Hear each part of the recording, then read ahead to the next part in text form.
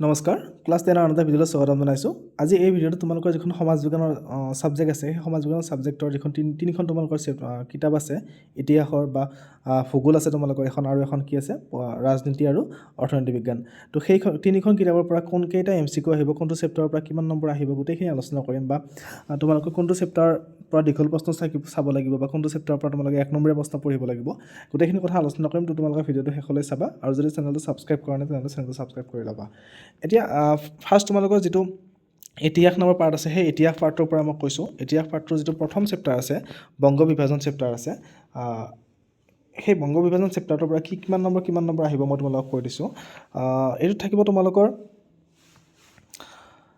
মুঠ নম্বৰ থাকিব ইয়াতে 6 নম্বৰ আৰু এই 6 নম্বৰ তোমালোকৰ থাকিব 4 নম্বৰীয়া প্ৰশ্ন থাকিব এটা। 4 নম্বৰীয়া প্ৰশ্ন এটাত 4 নম্বৰ গুচি গ'ল আৰু বাকী এমচিকিউ থাকিব তোমালোকৰ কেইটা দুটা, অৰ্থাৎ এমচিকিউ বা 1 নম্বৰীয়া প্ৰশ্ন দুটা থাকিব আৰু 4 নম্বৰীয়া প্ৰশ্ন এটা। তো টোটেল 6 নম্বৰ ইয়াতে গুচি গ'ল।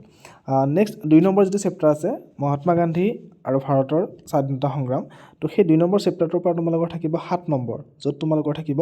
4 নম্বৰীয়া প্ৰশ্ন এটা থাকিব আৰু 3 নম্বৰ 1 নম্বৰীয়া প্ৰশ্ন থাকিব। 1 নম্বৰীয়া প্ৰশ্ন 3টা আৰু 4 নম্বৰীয়া প্ৰশ্ন এটা। তো 4 3 কিমান হৈ গ'ল 7 নম্বৰ হৈ গ'ল। নেক্সট তোমালোকৰ 3 নম্বৰ যিটো চেপ্টাৰ আছে অসমত ব্ৰিটিছ বিৰোধী জাগৰণ আৰু কৃষক বিদ্ৰোহ। তো সেই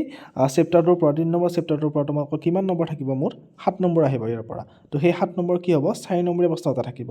4 নম্বৰীয়া প্ৰশ্ন এটা থাকোঁতে আৰু বাকী 3টা কি হ'ব তোমালোকৰ 1 নম্বৰীয়া প্ৰশ্ন হ'ব, অৰ্থাৎ 1 নম্বৰীয়া প্ৰশ্ন 3টা 3 নম্বৰ আৰু 4 নম্বৰীয়া প্ৰশ্ন এটাত 4 নম্বৰ। তো 4 3 7 নম্বৰ গুচি গ'ল। নেক্সট তোমালোকৰ 4 নম্বৰ যিটো চেপ্টাৰ আছে স্বাধীনতা আন্দোলন আৰু অসমত জাতীয় জাগৰণ। তো সেই চেপ্টাৰটোৰ পৰা তোমালোকৰ মুঠ থাকিব 8 নম্বৰ থাকিব আৰু এই 8 নম্বৰটো কি হ'ব ইয়াতে 5 নম্বৰীয়া প্ৰশ্ন থাকিব। এইবাৰ 5 নম্বৰীয়া প্ৰশ্ন এটা থাকিব আৰু তোমালোকৰ 1 নম্বৰীয়া প্ৰশ্ন থাকিব কি ইয়াতে 3টা থাকিব। তো 1 নম্বৰীয়া প্ৰশ্ন 3টাত 3 নম্বৰ আৰু 5 নম্বৰ এটাত 5 নম্বৰ। তো 5 3 8 নম্বৰ গুচি গ'ল। নেক্সট তোমালোকৰ যিটো 5 নম্বৰ চেপ্টাৰ আছে ভাৰত আৰু উত্তৰ পূৰ্বাঞ্চলৰ সাংস্কৃতিক ঐতিহ্য, সেই চেপ্টাৰটোৰ পৰা তোমালোকৰ থাকিব 7 নম্বৰ থাকিব টোটেল আৰু সেই 7 নম্বৰটো কেনেকুৱা হ'ব 3 নম্বৰীয়া প্ৰশ্ন থাকিব এটা আৰু বাকী 4টা তোমালোকৰ 1 নম্বৰীয়া প্ৰশ্ন থাকিব, অৰ্থাৎ এমচিকিউ থাকিব পাৰে বা শ্বৰ্ট এনচাৰ থাকিব পাৰে। তো টোটেল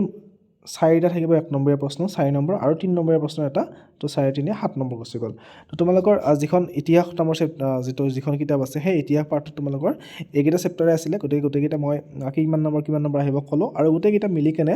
যে প্ৰথম যিটো চেপ্টাৰ সেইটোৰ পৰা থাকিব তোমালোকৰ মই আকৌ কৈ দিছোঁ 6 নম্বৰ, ছেকেণ্ড চেপ্টাৰটোৰ পৰা থাকিব 7 নম্বৰ, থাৰ্ড চেপ্টাৰটোৰ পৰা থাকিব কিমান 7 নম্বৰ আৰু ফ'ৰ্থ চেপ্টাৰটোৰ পৰা থাকিব কিমান 8 নম্বৰ আৰু লাষ্টৰ যিটো 5 নম্বৰ চেপ্টাৰ আছে তাত থাকিব 7 নম্বৰ। তো টোটেল তোমালোকৰ এই ইতিহাস নামৰ কিতাপখনৰ পৰা থাকিব তোমালোকৰ ইতিহাস পাৰ্টটোৰ পৰা 35 মাৰ্ক থাকিব, 35 মাৰ্ক। নেক্সট তোমালোকৰ যিখন ভূগোল আছে ভূগোল পাৰ্টটো আছে সেই ভূগোল পাৰ্টটোৰ পৰা কোনটো চেপ্টাৰৰ পৰা কিমান নম্বৰ আহিব মই সেইখিনি কৈ দিছোঁ। তো এই ভূগোল পাৰ্টটো তোমালোকৰ বেছি চেপ্টাৰ নাই, 4টা চেপ্টাৰে আছে টোটেল। তো এই 4টা চেপ্টাৰৰ কি আহিব প্ৰথম যিটো চেপ্টাৰ আছে অৰ্থনৈতিক ভূগোল বিষয়বস্তু আৰু সম্পদ ইকনমিক্স জিঅ'গ্ৰাফী। তো তাৰ পৰা তোমালোকৰ থাকিব মুঠ 7 নম্বৰ আৰু সেই 7 নম্বৰ কেনেকৈ থাকিব 4 নম্বৰীয়া প্ৰশ্ন থাকিব এটা আৰু বাকী 3টা তোমালোকৰ 1 নম্বৰীয়া প্ৰশ্ন, অৰ্থাৎ 4 3 কিমান হ'ল 7 নম্বৰ হৈ গ'ল। নেক্সট তোমালোকৰ 2 নম্বৰ যিটো চেপ্টাৰ আছে পৰিৱেশ আৰু পৰিৱেশৰ সমস্যা। তো সেই 2 নম্বৰ চেপ্টাৰটোৰ পৰা তোমালোকৰ থাকিব আকৌ একেই নিচিনা 4 নম্বৰীয়া প্ৰশ্ন এটা থাকিব আৰু 1 নম্বৰীয়া প্ৰশ্ন থাকিব কিমানটা দুটা। তো 4 আৰু 2 কিমান হৈ গ'ল 6 নম্বৰ। তো 1 নম্বৰীয়া প্ৰশ্ন দুটা আৰু 4 নম্বৰীয়া প্ৰশ্ন এটা। নেক্সট তোমালোকৰ 3 নম্বৰ যিটো চেপ্টাৰ আছে পৃথিৱীৰ ভূগোল জিঅ'গ্ৰাফী অফ ৱৰ্ল্ড। তো সেই চেপ্টাৰটোৰ পৰা তোমালোকৰ থাকিব মুঠ 8 নম্বৰ থাকিব আৰু সেই 8 নম্বৰটো কেনেকুৱা হ'ব তোমালোকৰ যে 5 নম্বৰীয়া প্ৰশ্ন থাকিব ইয়াতে এটা, 5 নম্বৰীয়া প্ৰশ্ন এটা আৰু থাকিব কিমান 1 নম্বৰীয়া প্ৰশ্ন তোমালোকৰ 3টা। তো 5 3 মুঠ কিমান হৈ গ'ল 8 নম্বৰ হৈ গ'ল। তো 5 নম্বৰ তোমালোকৰ দীঘল প্ৰশ্ন চাব লাগিব, ইয়াৰ পৰা এটা প্ৰশ্ন থাকিব লাগিব দীঘল প্ৰশ্ন। নেক্সট তোমালোকৰ অসমৰ ভূগোল যিটো আছে 4 number chapter geography of Assam. তো সেই চেপ্টাৰটোৰ পৰা তোমালোকৰ থাকিব ইয়াতে 14 নম্বৰ থাকিব হায়েষ্ট। এই চেপ্টাৰটোৰ পৰা সৰ্বোচ্চ আহিব সৰ্বাধিক নম্বৰ 14 থাকিব আৰু এই 14 নম্বৰটো কেনেকুৱা টাইপ থাকিব তোমালোকৰ চাবা ইয়াতে যে 1 নম্বৰীয়া প্ৰশ্ন থাকিব ইয়াতে কেইটা 3 4 5টা থাকিব 1 নম্বৰীয়া প্ৰশ্ন, 1 নম্বৰীয়া প্ৰশ্ন 5টা থাকিব আৰু বাকী থাকিব 5 নম্বৰীয়া প্ৰশ্ন এটা আৰু 4 নম্বৰীয়া প্ৰশ্ন এটা। সেই 4 নম্বৰীয়া যিটো প্ৰশ্ন আছে স্কিলৰ প্ৰশ্ন, সেই স্কিলৰ প্ৰশ্নটো কি আহিব তোমালোকৰ অসমৰ মেপ অংকন কৰা আহিব ইয়াতে আৰু তাৰ পৰা কি থাকিব বিভিন্ন ঠাই চিনাক্ত কৰা আহিব। তো সেই এইটো স্কিলৰ প্ৰশ্ন থাকিব 4 নম্বৰ থাকিব ইয়াতে আৰু বাকী 5 নম্বৰীয়া প্ৰশ্ন দীঘল প্ৰশ্ন থাকিব এটা আৰু বাকী থাকিব তোমালোকৰ কি এমচিকিউ ইয়াতে 5টা থাকিব। তো এমচিকিউ 5টা বা 1 নম্বৰীয়া 5টা থাকিব। তো তাত 5 নম্বৰ গুচি গ'ল, 5 নম্বৰীয়া প্ৰশ্ন এটা থাকিল তাত 5 নম্বৰ থাকিল। তো 5 10 নম্বৰ হ'ল আৰু তোমালোকৰ স্কিলৰ যিটো অসমৰ মেপখন অংকন কৰা আহিব তাত থাকিব তোমালোকৰ 4 নম্বৰ টোটেল কিমান হ'ল 14 মাৰ্ক তো জিঅ'গ্ৰাফিত যিহেতু এই 4টা পাৰ্টে আছিলে আমাৰ 4টা চেপ্টাৰ আছিলে তো এই প্ৰত্যেকটো চেপ্টাৰৰ পৰা মুঠ তোমালোকৰ টোটেল কিমান নম্বৰ আহিব 35 নম্বৰ আহিব য'ত প্ৰথম চেপ্টাৰটোৰ পৰা 7 নম্বৰ ছেকেণ্ডৰ পৰা 6 নম্বৰ থাৰ্ডটোৰ পৰা 8 নম্বৰ আৰু ফ'ৰ্থ যিটো 4 নম্বৰ চেপ্টাৰ আছে তাত থাকিব কিমান 14 নম্বৰ তো এইখিনি হ'ল তোমালোকৰ জিঅ'গ্ৰাফি চেপ্টাৰ পাৰ্টটোৰ পৰা এইবাৰ তোমালোকৰ যিখন 3 নম্বৰ যিখন পাৰ্ট আছে ৰাজনীতি আৰু অৰ্থনৈতিক বিজ্ঞান তো সেই তাৰ পৰা কিমান নম্বৰ আহিব আৰু কি চেপ্টাৰৰ পৰা কিমান নম্বৰ প্ৰশ্ন থাকিব গোটেইখিনি মই কৈ দিছোঁ ইয়াতে তোমালোকৰ মোৰ দুটাই যিহেতু চেপ্টাৰ আছে যিটো পলিটিক্স পাৰ্টটোৰ পৰা যিটো ৰাজনীতি বিজ্ঞানৰ পৰা তোমালোকৰ দুটা চেপ্টাৰ আছে সেই দুটা মিলি কেনে তোমালোকৰ তাত থাকিব 10 নম্বৰ আৰু ইকনমিক্স পাৰ্টটোৰ পৰা থাকিব তোমালোকৰ 10 নম্বৰ তাত দুটা চেপ্টাৰ এটা দুটা চেপ্টাৰ তো এই ৰাজনীতি বিজ্ঞান যিটো চেপ্টাৰ পাৰ্ট আছে সেই ৰাজনীতি বিজ্ঞানৰ প্ৰথম যিটো চেপ্টাৰ আছে ভাৰতীয় গণতন্ত্ৰ তো তাৰ পৰা থাকিব তোমালোকৰ ইণ্ডিয়ান ডেমক্ৰেচিৰ পৰা থাকিব 5 নম্বৰ আৰু সেই 5 নম্বৰটো কি আহিব 3 নম্বৰীয়া প্ৰশ্ন থাকিব এটা আৰু বাকী দুটা কি থাকিব তোমালোকৰ MCQ থাকিব বা 1 নম্বৰীয়া প্ৰশ্ন থাকিব তো টোটেল 5 নম্বৰ নেক্সট দ্বিতীয় চেপ্টাৰটোৰ পৰা 5 নম্বৰ থাকিব ইয়াতে মানে গোটেইকেইটা চেপ্টাৰৰ পৰা টোটেল 5 নম্বৰকৈ আহিব 5 4 গুণ 20 নম্বৰ তো ছেকেণ্ড চেপ্টাৰটোৰ পৰা যিটো আছে আন্তৰ্জাতিক সংস্থা ৰাষ্ট্ৰসংঘ আৰু অন্যান্য তো সেই চেপ্টাৰটোৰ পৰা তোমালোকৰ কি থাকিব ইয়াতে 3 নম্বৰীয়া প্ৰশ্নত ইয়াতে থাকিব তোমালোকৰ 1 নম্বৰীয়া প্ৰশ্ন থাকিব গোটেইকেইটা আৰু 1 নম্বৰীয়া প্ৰশ্ন কেইটা থাকিব 5টা থাকিব ইয়াতে যিটো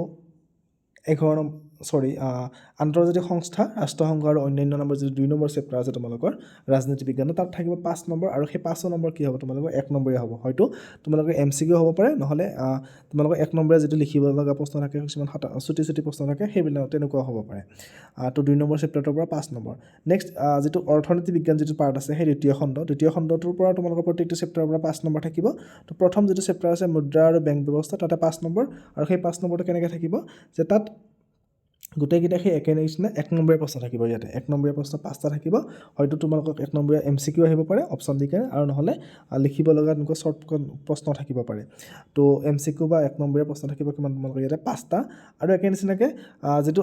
লাষ্টৰ যিটো চেপ্টাৰ আছে দ্বিতীয় অধ্যায় অৰ্থনৈতিক উন্নয়ন ইকনমিক ডেভেলপমেণ্ট তো তাৰ পৰা তোমালোকৰ থাকিব 5 নম্বৰ আৰু সেই 5 নম্বৰটো কি হ'ব সেই 1 নম্বৰীয়া প্ৰশ্ন 5টা থাকিব হয়তো MCQ থাকিব নহ'লে 1 নম্বৰীয়া লিখিবলগীয়া প্ৰশ্ন থাকিব পাৰে গতিকে তোমালোকে এই গোটেইকেইটা চেপ্টাৰৰ পৰা এই 4টা চেপ্টাৰ আছে 4টা চেপ্টাৰৰ পৰা প্ৰত্যেকটো চেপ্টাৰৰ পৰা 5 নম্বৰ থাকিব আৰু 5 4 গুণ 20 নম্বৰ টোটেল যিখন তোমালোকৰ 3rd নম্বৰ কিতাপ আছে আৰু তাৰে কি হ'ব বাকী 2 নম্বৰ চেপ্টাৰ মানে ৰাজনীতি বিজ্ঞানৰ 2 নম্বৰ চেপ্টাৰটো অৰ্থনীতি বিজ্ঞানৰ প্ৰথম চেপ্টাৰটো আৰু 2 নম্বৰ চেপ্টাৰটো অৰ্থনীতি বিজ্ঞানৰ 2টা চেপ্টাৰ আৰু ৰাজনীতি বিজ্ঞানৰ ছেকেণ্ড চেপ্টাৰটো তোমালোকৰ কি থাকিব তাত 1 নম্বৰীয়া প্ৰশ্ন থাকিব গোটেইকেইটা আৰু যিটো তোমালোকৰ ৰাজনীতি বিজ্ঞানৰ ফাৰ্ষ্ট যিটো চেপ্টাৰ আছে ভাৰতীয় গণতন্ত্ৰ তাত তোমালোকৰ মাত্ৰ থাকিব কি 3 নম্বৰীয়া প্ৰশ্ন এটা থাকিব আৰু বাকী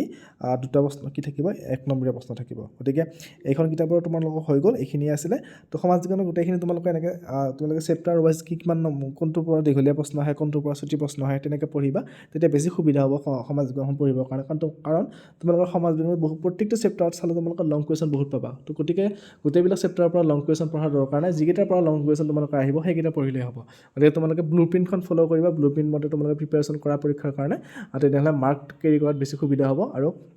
পৰীক্ষালৈ যিহেতু বেছি দিন নাই গতিকে তোমালোকে ধুনীয়াকৈ প্ৰিপেৰেশ্যন কৰা সকলোৰে শুভেচ্ছা থাকিল আৰু বাকীকেইটা ছাবজেক্টৰ মই এনেকৈ ব্লুপ্ৰিণ্ট আপলোড কৰিছোঁ তোমালোকে যদি সেইকেইটাও পোৱা নাই তেনেহ'লে চাই ল'ব পাৰিবা ধন্যবাদ সকলোৰে কাৰণে শুভেচ্ছা থাকিলে